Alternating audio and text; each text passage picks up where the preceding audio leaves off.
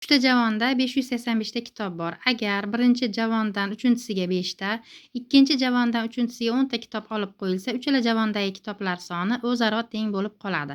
Dastlab har bir javonda nechtadan kitob bo'lgan? Buni topish uchun 585 ni 3 ga bo'lamiz. 585 ni 3 ga bo'lsak, 195. Demak, hozirda har bir kitob javonni har bir tokchasida, uchala tokchasida ham 195 tadan kitob bor. Endi masala shartiga ko'ra birinchi javondan 5 ta kitobni olib, uchinchi javonga berilgan. Demak, olingan kitobni qo'shyapmiz. Birinchi qatorida 200 ta, ikkinchi javonda 10 ta kitob olib berilgan. Mana shu 10 tani yana qaytarib qo'shyapmiz. Qo'shsak 205 ta.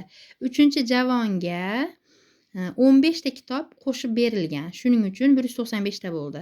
Buni topish uchun 15 ni ayiramiz. 180. Demak, birinchi javonda 200 ta, ikkinchi javonda 205 ta, uchinchi javonimizda esa 180 ta kitob bo'lgan ekan.